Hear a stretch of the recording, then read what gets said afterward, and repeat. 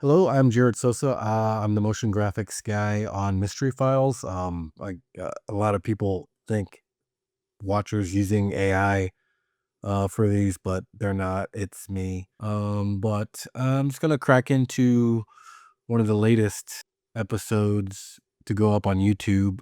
This is Dyatlov Pass. Got this pop-up book thingy that I think was conceived by Kat Hartman, the producer on this set of episodes.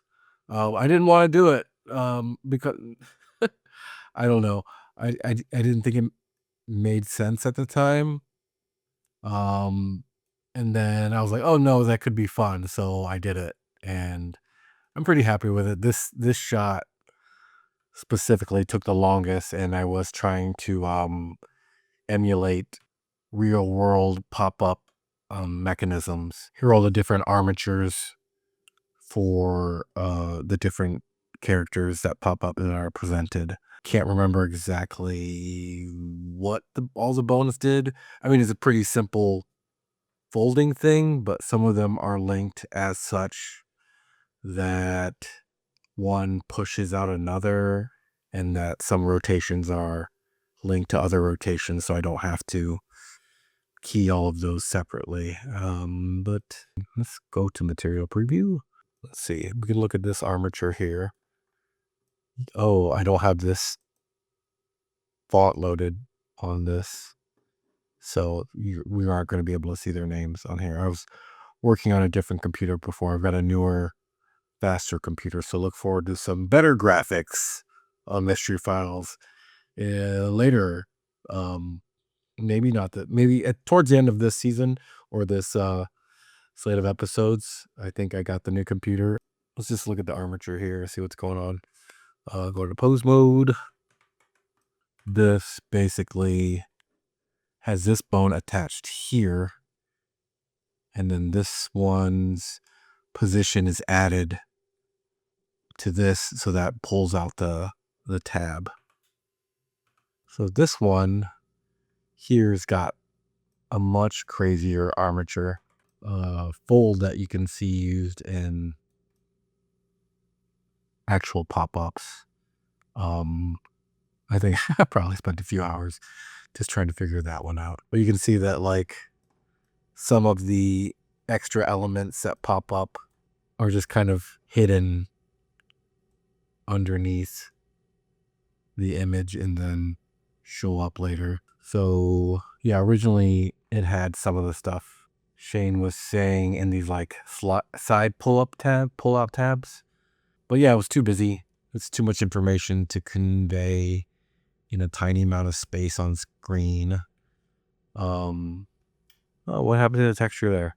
Sorry, I transferred this project over to another drive to make space on the faster drive that I'm using now for newer episodes coming throughout the year. Stay tuned.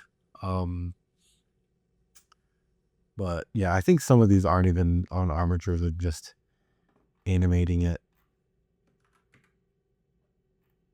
separately. They're like parented to either the bone of the armature, and they pop up and do that thing, which I thought was fun. What else was in this episode? We also had dead dog. Let's look at this one. Oh yeah, this is a dead dog. I think there's a mention in the script of finding dead animals in the location. And believe it or not a lot of public domain or Shutterstock imagery of dead animals that would work for this. So yeah, I think I grabbed this rigged character from Blender Kit and just posed it and then made that photo for the corkboard. And then oh yeah, the Myunk. These were all done with Procreate. And then I spent way too long drawing this guy.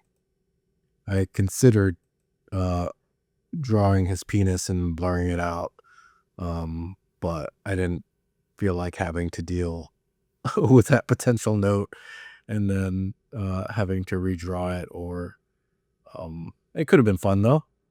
You can imagine um, his stuff there. Here's another shot. A little ridiculous, way too crazy of it. Pretty crazy camera going on. You know, I think I like showing the things that they're talking about as they're saying them, instead of been trying to not use as much text as possible. A bunch of flat photoshopped elements with the background removed. All of these trees, I think, did I make this tree? Yeah, I forget where I pulled the texture from, but I just made a really quick low poly tree, and then I think I used geometry nodes, but I didn't actually set up my own geometry nodes. I have a plugin called Deep Paint, which has a built-in like paint scatter thing. Yeah, that's how I did all of these little trees. I think they should technically be smaller, but it just worked better for the shot to have things a little bigger. It was really hard to get this. I used the real topography of the region by pulling the maps from Google, and then I think I created a high density mesh plane, shrunk wrapped that to that, and then applied that, and then I may have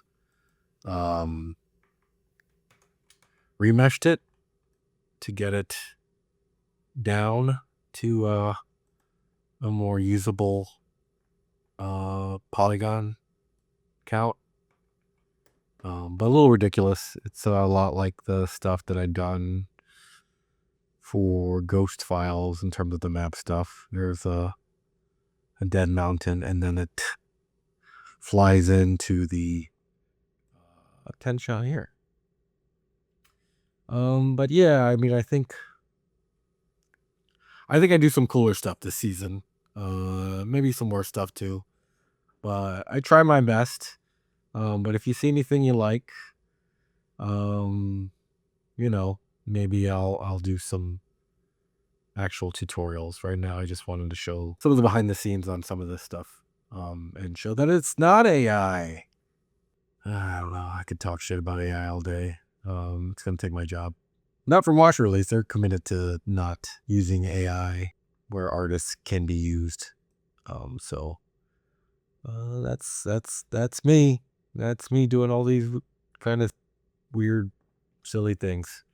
Anyway, shout out to Watchers. Thanks for letting me keep working on these. Peace.